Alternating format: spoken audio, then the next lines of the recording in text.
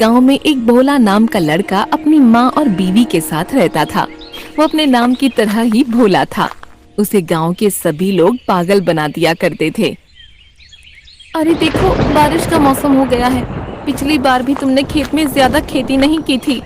अरे कमला, तुम ऐसे क्यों बोल रही हो? तुम्हें तो पता है कि मैंने पिछले साल कितनी मेहनत की थी। हाँ, मेहनत तो की थी, लेकिन दूसरों के खेतों में। अपने खेत में तो तुमने सही काम ही नहीं किया था। अरे बहू, तू इसे क्यों गुस्सा कर रही है? तुझे तो पता है ना कि ये अपने नाम की तरह ही कितना भोला है।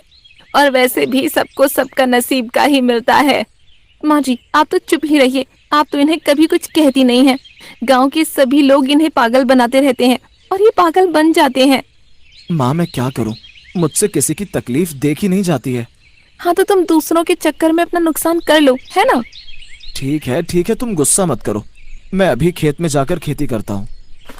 भोला खेती करने के लिए निकल जाता है। अरे भोला, जल्दी जल्दी चलकर खेती कर ले, नहीं तो कमला मेरा जीना हराम कर देगी। भोला ये कहता हुआ खेत की तरफ जा ही रहा होता है कि तभी उसका बड़ा भाई धर्मेंद्र उसे पीछे से आवाज देकर रोकता है।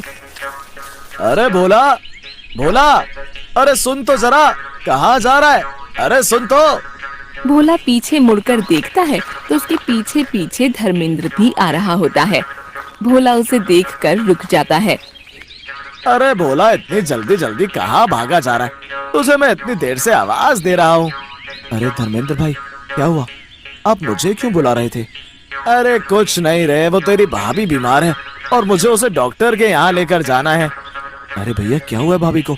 ज्यादा परेशानी है तो बताओ, मैं तुम्हारे घर कमला को भेज देता हूँ, वो भाभी का ध्यान रख लेगी। अरे नहीं नहीं, इसकी जरूरत नहीं है।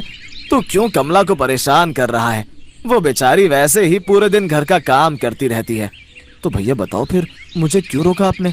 मैं आपकी क्या मदद कर सकता हूँ फिर? क्या आज तू मेरे खेत में जाकर खेती कर सकता है क्या? लेकिन भैया, मैं तो आज खुद अपने खेत में खेती करने जा रहा हूँ। अगर आज मैंने अपने खेत में खेती नहीं की तो कमला मुझे घर में नहीं घुसने देगी। अब तू अपनी बीवी की ही सुनेगा, है ना भाई? तो तेरे लिए कुछ है ही नहीं। नहीं भैया, वो बात नहीं है। अरे देख ले रे, कल कर लियो अपने खेत में खेती। अगर आज तूने मेरे खेत में खेती नहीं की तो मुझे बहुत नुकसान हो जाएगा। ठीक है भैया, मैं पहले आपके खेत में खेती कर देता हूँ। भोला उदास होकर धर्मेंद्र के खेत में खेती करने चला जाता है।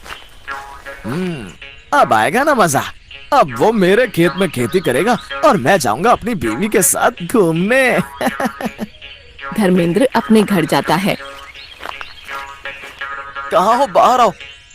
अरे क्या हुआ? क्यों गला फाड़ फाड़ कर चिल्ला रहे हो? धीरे भी सुनाई देता है मुझे। अरे मेरी सुनीता, तू गुस्सा क्यों हो रही है? मैंने तुमसे कहा था ना कि मुझे पास के गांव में घुमा लाओ। अरे गुस्सा क्यों होती है? चल, मैं तुझे घूमने के लिए जुगाड़ करके आया हूँ। ऐसा कौन सा जुगाड़ करके आए हो तो इतना खुश हो रहे हो? धर्मेंद्र सुनीता को सारी बात बता देता है। अरे वो भोला तो है ही मूर्ख। उधर बेचारा भोला गर्मी में धर्मेंद्र के खेत में खेती करता है। आज तो काम करते करते बहुत थक गया हूँ। शाम भी हो गई है, अब घर चलता हूँ। कमला भी मेरा इंतजार कर रही होगी। शाम को धर्मेंद्र अपनी बीवी को घुमाकर लेकर आ रहा होता है तो धर्मेंद्र सुनीता से बोलता है। अरे सुनीता, शाम हो गई है, मैं जरा खेत में देखकर आता हूँ कि उस भोला ने कितना काम किया है। ठीक है, आप जाइए। शाम को भोला खेती का काम खत्म करके अपने घर जा ही रहा होता है कि तभी सामने से धर्मेंद्र आता है। अरे धर्मेंद्र भाई, आ गए आप? और अब भाभी कैसी हैं? डॉक्टर ने क्या कहा? क्या हुआ है उन्हें? अरे बस वो तेरी भाभी को थोड़ी सी थकान हो गई है, इसलिए उसे चक्कर आ रहे थे। अच्छा, ठीक है भैया, मैंने आपका काम कर दिया है। मैं अब घर जा रहा हूँ, कमला मेरा इंतजार कर रही होगी। तेरा बहुत बहुत धन्यवाद भोला, जो तूने मेरा काम कर दिया। अरे भैया, कैसी बात कर रहे हैं आप? अगर मैं आपके काम नहीं आऊंगा तो भला कौन आएगा? आखिर मैं आपका छोटा भाई हूँ। हाँ भोला, तू सही कह रहा है। ठीक है, तू जा। जा तू, कल तुझे फिर पागल बनाकर अपना काम निकलवाऊंगा। अरे भैया, कहाँ खो गए आप? अब अरे कुछ नहीं, जा तू घर जा। भोला अपने घर की तरफ निकल जाता है और उसे जाता देख धर्मेंद्र हंसता है। भोला घर पहुंचकर घर के बाहर ही खड़ा हो जाता है। क्या करूं, क्या करूं? घर के अंदर कैसे जाऊं? कमला मुझे आज फिर सुनाएगी। भोला की माँ भोला को घर के बाहर खड़े हुए देख लेती है। अरे ओ भोला, तू बाहर क्यों खड़ा है? घर के अंदर आ जा। आ रहा हूं माँ।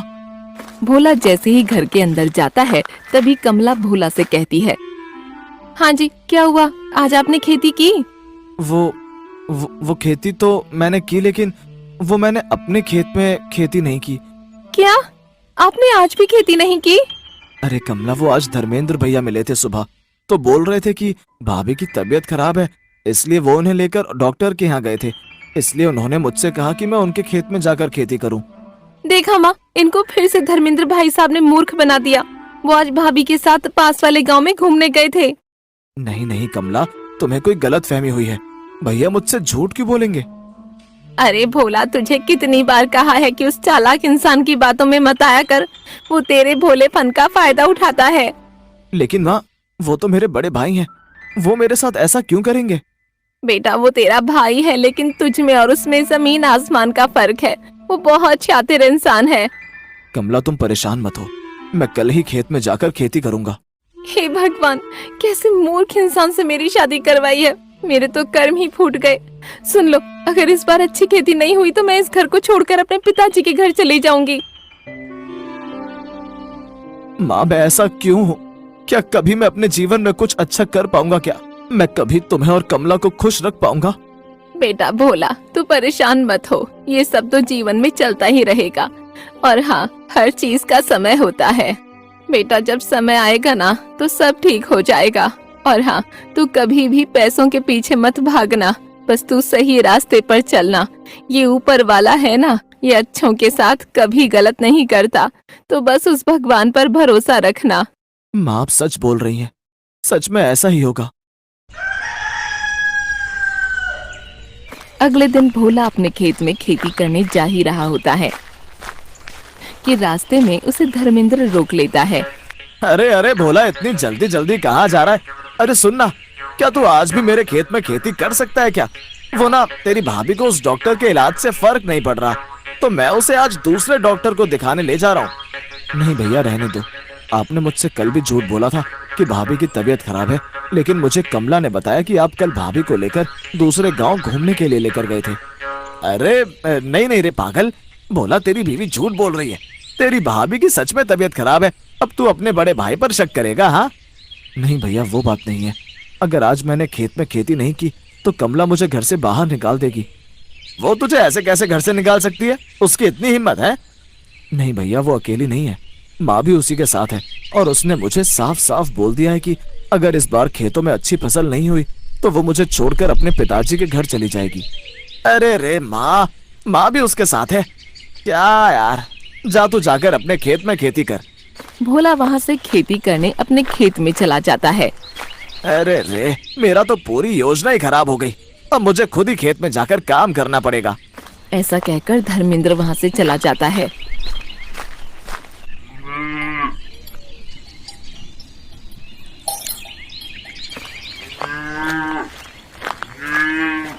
हे भगवान, मैं ऐसा क्या करूं? कब तक अपनी किस्मत को रोऊं? मैंने आज तक अपनी माँ और बीवी के लिए कुछ अच्छा नहीं किया है। भगवान जी, आप मुझ पर अपनी कृपा कीजिए। ऐसा कहकर भोला अपने खेत से निकलकर घर जा ही रहा होता है कि वैसे उसी के खेत में ही वो किसी चीज से टकराकर गिर जाता है। हाय रे, बहुत तेज लग गई। शायद आज मैंने धर्मेंद्र भैया के काम को मना कर दिया, इसलिए मेरे लग गई। भोला जैसे ही उठता है उसे एक चमकती हुई चीज दिखाई देती है। ये क्या चीज है जो इतनी चमक रही है? भोला उस चमकती हुई चीज को निकालने के लिए उस जगह को खोदता है। अरे अरे, ये इतना बड़ा पीतल का घड़ा, इसमें आखिर है क्या?